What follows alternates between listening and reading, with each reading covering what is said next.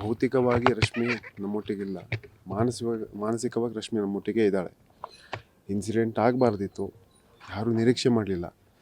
ಈಗ ಮೃತಪಟ್ಟಂಥ ಎಲ್ಲ ಆತ್ಮಗಳಿಗೂ ಸದ್ಗತಿ ಸಿಗಲಿ, ಮತ್ತು ಯಾರು ಗಾಯ ಆಗಿದೆ ಅವರೆಲ್ಲ ಆದಷ್ಟು ಬೇಗ ಚೇತರಿಕೆ ಆಗಲಿ. ಈಗ ಇನ್ಸಿಡೆಂಟ್ ಆಗಿ ಹೋಗಿದೆ. ಇನ್ಸಿಡೆಂಟ್ ಮೂಲ ನೋಡಿದಾಗ ಲಾರಿ ಬಂದು ಹೊಡೆದಿರೋದು, ಬಟ್ ಬಸ್ಸಿಗೆ ಬೆಂಕಿ ಹತ್ತಿದೆ ಅಂದಮೇಲೆ ಅದ್ರ ಹಿಂದಿನ ಕಾರಣ ಏನು ಯಾರೂ ಅನಲೈಸ್ ಮಾಡ್ತಾ ಇಲ್ಲ ಅನಿಸ್ತಾ ಇದೆ. ಫಸ್ಟ್ ಅದು ಅನಲೈಸ್ ಆಗಬೇಕಾಗಿದೆ.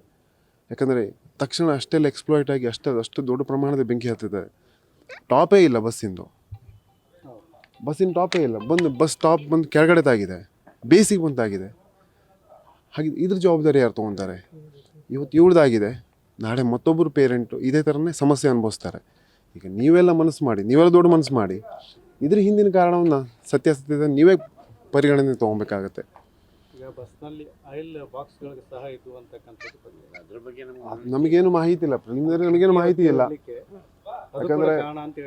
ಯಾಕಂದರೆ ಒಂದು ಹನಿ ಬಿಸಿ ನೀರು, ಒಂದು ಹನಿ ಎಣ್ಣೆ ಬಿದ್ದರೆ ಕೈ ಮೇಲೆ ಸುಡ್ತದೆ. ಇಡೀ ದೇಹ, ಜೀವ ಇಟ್ಕೊಂಡಾಗ ಇಡೀ ದೇಹ ಸುಟ್ಟು ಹೋಗ್ತದೆ ಅಂತ ಹೇಳಿದ್ರೆ ಅದರಲ್ಲಿದ್ದವರು ಎಷ್ಟು ಪಶ್ಚಾತ್ತಾಪ, ಎಷ್ಟು ನೋವು ಅನುಭವಿಸಿರ್ಬೋದು.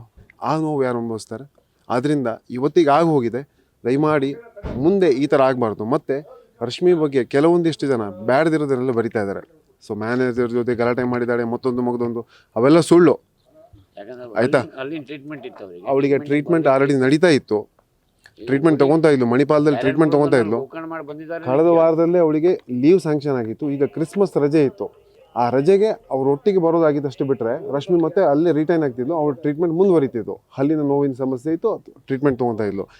ಬ್ಯಾಡ್ದಿರೋದಲ್ಲೇ ಬರಿತಾ ಇದ್ದಾರೆ. ಈ ಥರ ಈ ದುಃಖದ ಸಂದರ್ಭದಲ್ಲಿ ದಯಮಾಡಿ ಸೋಷಿಯಲ್ ಮೀಡಿಯಾದವರು ದಯಮಾಡಿ ಏನನ್ನೂ ಬರಿಬೇಡಿ. ಯಾಕಂದರೆ ಸುಳ್ಳದು, ನಿಮಗೆ ಇರುವಂಥ ಮಾಹಿತಿಗಳೆಲ್ಲ ಸುಳ್ಳು, ಇದು ಸತ್ಯ. ಮತ್ತೆ ನೀವು ಬೆಳಿಗ್ಗೆ ಒಂದು ಸ್ಟೇಟ್ಮೆಂಟ್ ಹಾಕಿದಿರಲ್ಲ ಬಸ್ಸಿಗೆ ಆಕ್ಸಿಡೆಂಟ್ ಆಗಿದೆ, ಅದರಿಂದ ನಮ್ಗೆ ಮಾಹಿತಿ ಗೊತ್ತಾಗಿ ಹಾಕಿದಿರಲ್ಲ ಮೆಸೇಜ್, ಅದರಿಂದ ನಮ್ಗೆ ಅನುಭವ ಗೊತ್ತಾಯಿತು. ಅದು ಒಳ್ಳೆ ಕೆಲಸ ಮಾಡಿದ್ರು. ಇಲ್ಲ ನಮಗೆ ಮಧ್ಯಾಹ್ನ 1-2 ತನಕ ಯಾರೂ ಅದ್ರ ಮೆಸೇಜ್ ಬರ್ತಾ ಇರಲಿಲ್ಲ, ಹೆಸರು ಹಾಕಿ ಇದು ಮಾಡಿದ್ರು. ಅದು ಒಳ್ಳೆಯದು. ಆ ಥರ ಒಳ್ಳೆಯ ಕೆಲಸವನ್ನು ಮಾಡಿ ಇದ್ರ ಬಗ್ಗೆ ಏನಾದರೂ ಶೋಧೆ ಮಾಡಿ ಇನ್ನು ನಮ್ಮಾಗಿ ಮತ್ತೆ ಬೇರೆಯವ್ರು ಆಗದಿದ್ದಂಗೆ ಸ್ವಲ್ಪ ನೀವು ಪ್ರಯತ್ನ ಮಾಡಿ ಅಂತೇಳಿ ನಮ್ಮದೊಂದು ವಿನಂತಿ ಇದೆ ಅಷ್ಟೇ.